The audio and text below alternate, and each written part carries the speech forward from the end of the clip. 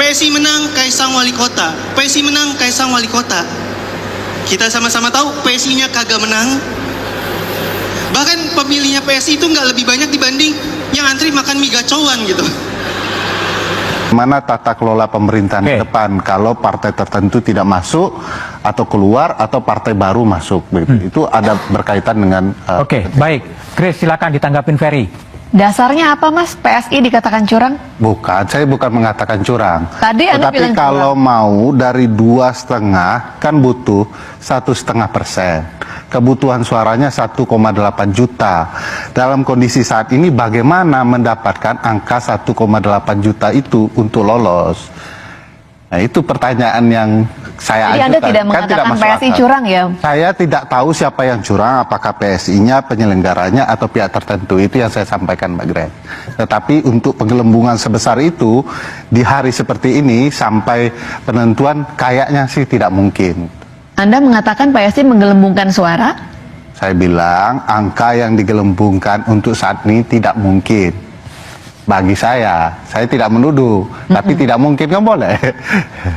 Oke, saya mau memperjelas aja, gitu karena Ya, bagi saya memang tidak akan mungkin angka dari 2,5 dalam hitungan beberapa hari besar melesat laju sendirian, gitu ya. Sementara ini perlu Mbak Grace perhatikan, perubahan angka bukan di persentase, tapi angka realnya berubah, turun naik, hampir tidak mungkin, gitu ya. Ya, Grace, silakan.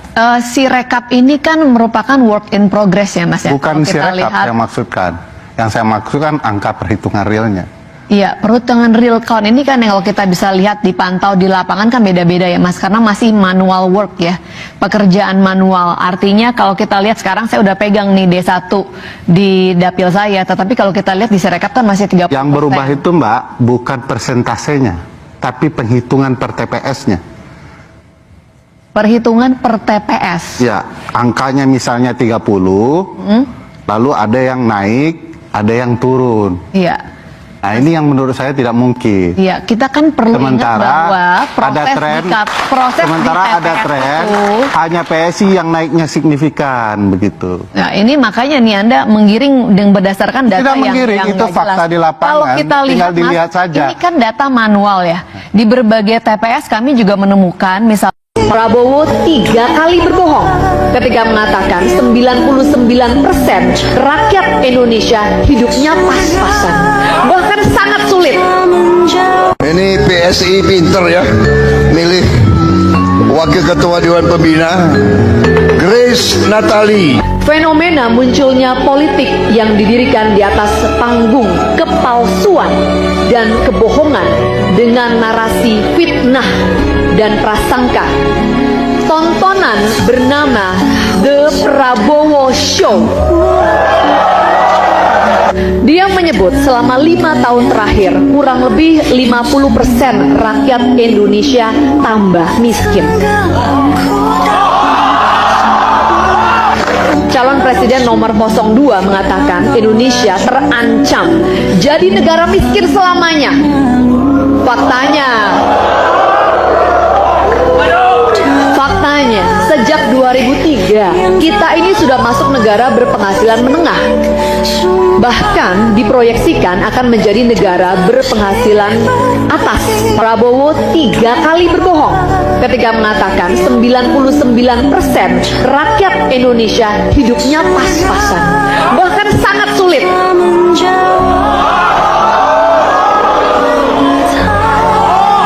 Faktanya, mau dengar faktanya, bro dan sis?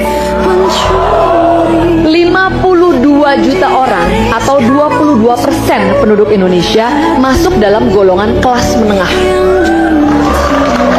Lagi-lagi Prabowo melontarkan tuduhan palsu ketika dia menyebut bahwa indeks ketimpangan Indonesia 0,454. Faktanya, gini rasio kita berada di angka 0,389. Prabowo menyebut bahwa Indonesia adalah negara miskin, seperti Rwanda dan Haiti di Afrika. Salam salam NKRI.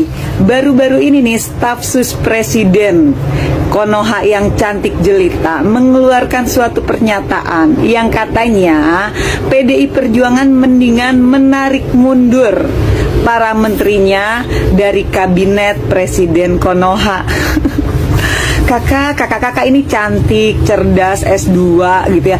Tapi sayang ya, pola pikir kakak kok kayak anak TK ya, cetek banget ya.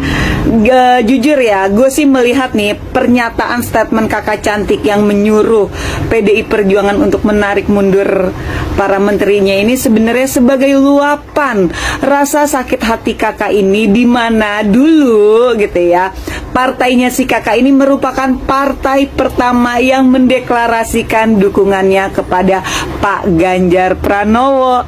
Tetapi sangat disayangkan, udah capek-capek deklarasi, keluar modal, keluar duit dan ini itu, sama PDI Perjuangan gak dianggap.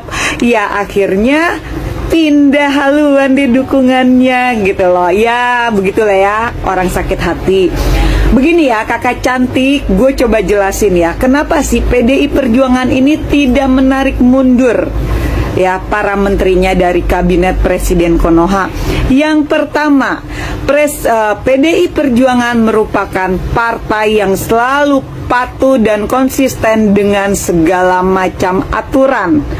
Jadi ya, PDI Perjuangan akan konsisten dengan janjinya untuk mengawal pemerintahan Presiden Konoha sampai masa tugasnya selesai ya.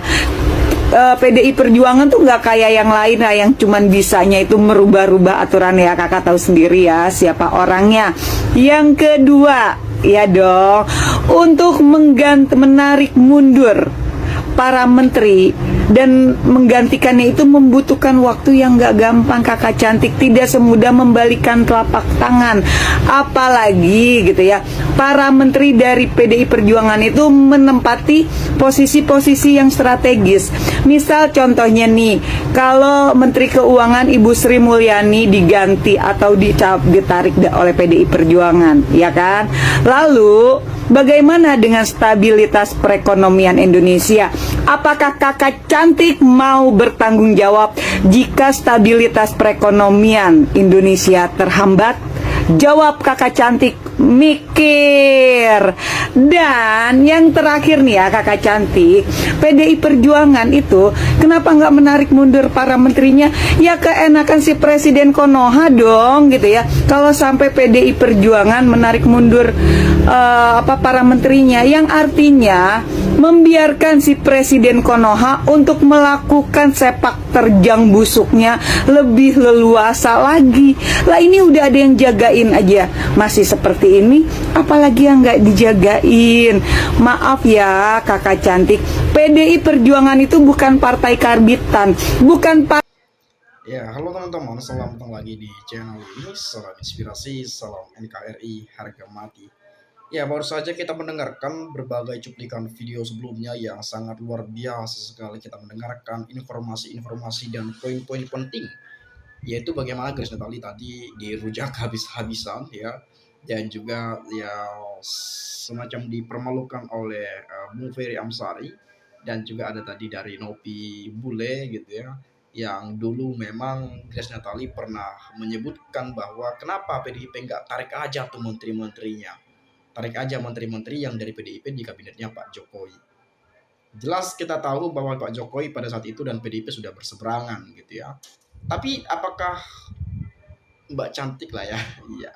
Apakah Grace Natali berpikir ketika PDIP mencabut atau menarik menterinya, apa nggak hancur negara ini? Dari situ saja beliau tidak berpikir, hanya segampang ngomong doang gitu ya. Oke lah, saya nggak terlalu bahas jauh ke sana. Saya akan coba melihat saja di sini berbagai perspektif dan penyampaian teman-teman kita. Grace pemain baru, skill kemampuan pengetahuan nol, cuman numpang tenar cantik, tapi pengetahuannya 000%. Itulah Bajar Mulyono, Partai Gurem ingin berkuasa. Nek sekali lihat muka orang ini, modal cantik doang. Mungkin diluluskan karena cantik tapi otaknya mencret-mencret. Presiden Konoha laut ada sertifikat pasti akte jual beli. Grace hanya jual tampang saja, otaknya nol. Grace, usiamu masih muda, berjalanlah di jalan yang benar. Tak ada gunanya kau jadi orang plin-plan, oke? Mana ada orang jahat yang tidak berdalih, itulah orang-orang munafik yang menjilat ludahnya sendiri dan menjadi penjilat bergizi. Ya dulu Grace ini kita lihat bagaimana brutalnya menyerang Pak Prabowo gitu ya, dulu ya. Sekarang udah muji-muji dia tuh. Ada kepentingan agak lain kayaknya ini ya. Baunya ada kepentingan lain nih gitu, atau mungkin sudah sadar atau apa kita nggak tahu juga sebetulnya gitu ya. Betul karena bagi Pak Jokowi karena mengkhianati bangsa ini salah waras NKRI. Bodoh banget nih si Grace, apa yang dijelaskan apa yang dijawab, nggak bermutu nih Grace. Usulan saya, Grace lebih baik mundur aja dari dunia politik, sering diolok-olok orang. Saya lihatnya kasihan, lebih baik jadi pengusaha aja menurut saya. Ahok aja yang begitu hebat dan jujur tak mampu berdiri tegak untuk mempertahankan karya politiknya. Apalagi seorang Grace Natali. Maaf, ini bukan merendahkan tapi nyata di dunia politik. Ini apalagi sekelas Grace Natali menyuruh PDIP, artinya menyuruh Bu Mega gitu ya. Padahal kalau secara pengalaman Grace Natali ini masih cetek banget lah dibandingkan Bu Mega gitu ya. Kayak semacam anak kemarin sore ini udah songong banget ngomongnya gitu. Mentang-mentang diangkat jadi staf khusus Presiden Jokowi pada saat itu walaupun cuma 3 bulan lagi gitu ya. Tapi oke lah, ini mungkin sudah video lama teman-teman ya. Tapi kita ulas lagi karena lumayan ya, menghibur dan menarik juga dan kita dapat pelajaran juga dari sini. Grace ini tidak bisa dipercaya omongannya pelin-pelan. Orang seperti ini tidak bisa memimpin apapun. Orang pelin-pelan itu cirinya orang yang berbahaya, bisa jadi pengkhianat. Si Grace Natali cakep, budak udah terima aja Grace. Memang partai Anda nggak laku dijual. Grace jujur dikit dong. Nggak ada rasa malunya. Damai sama seperti Jokowi. Grace Natali tahu nggak kalau pemilu 2024 paling memang curang. 2029 partai sempak hitam jangan dipilih lagi, buang ke laut. PSI partai tegak lurus dengan Jokowi, berarti PSI tegak lurus dengan rezim sesat. Semua dipersilakan demi tegaknya kebenaran, tapi jangan cari kesalahan yang berhak menentukan benar salah. Hakim, jaksa, silakan sebelum Indonesia hancur lebur. Bosan, masa selalu dipotong-potong terus. Grace Natali ini tidak pandai, kurang cerdas, cuma modal perempuan saja. Kayak Bu Lurah yang suka terong. Wow. Natali bosmu tuh yang jago bohong, sedunia termaksud Anda kerdil. Kalau ngomong hati-hati Neng, sekarang jadi kacung orang yang dihina satu ya. Numpang tenar anakan Presiden Jokowi, tetapi sekarang anakan Presiden bekas bernama Mulyono Al Jokowi yang raja koruptor nomor 3 sedunia dalam PSN 1, 2, 3, 4 yang kacung Fox Cina. Jadinya Grace dan PSI tercemar berat, ngikut koruptor, ngikut pik-pik, bikin pagar laut.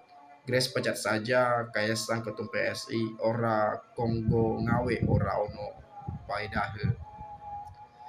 Faktanya maling semua rejim Jokowi, apa ada HGB di atas lautan. Terkenal kalau urusan keburukan parah itu. Grace pengetahuan kurang tapi dipercaya jadi komisaris BUMN, kerjanya ngapain sih? Coba kita lihat kebiasaannya. Kerjanya si Grace muter-muter di BUMN, apa yang diandal dari seorang Grace selain menghina dan menfitnah orang. Gerwani Reborn, Grace Natali cocok jadi artis aja, komisaris BUMN serahkan pada orang yang berkompeten. Ya itulah yang terjadi teman-teman. Ini banyak sebetulnya memang pertanyaan-pertanyaan garis besar yang perlu kita dengar jawabannya. Benarkah seseorang yang sekarang ini menjabat di kementerian sana atau mungkin di BUMN atau dimanapun itu benar-benar ahlinya atau hanya sekedar kayak balas jasa karena sudah menjadi tim sukses pemenangan pada saat pilpres? Kita nggak tahu juga gitu ya. Itu yang kerap sekali saya tanya-tanya tuh. Tapi saya rasa sih kurang lebih seperti yang saya sampaikan barusan gitu ya, karena balas jasa, karena telah menjadi tim sukses dan seterusnya. Mungkin seperti itu. Tapi nggak tahu juga sih kompeten apa enggaknya gitu ya. Tapi memang itu pertanyaan saya dan saya jawab juga gitu ya. Ini menurut saya pribadi, dan teman-teman nanti bila ada masukan lain ya boleh juga silakan sampaikan pada video ini. Ya mungkin itu saja teman-teman yang saya bahas pada video kali ini. Kita akan lanjut ke depan. Kita akan bahas seputar perpolitikan yang terjadi. Itu saja. Terima kasih. Saya ucapkan salam inspirasi, salam NKRI, harga mati.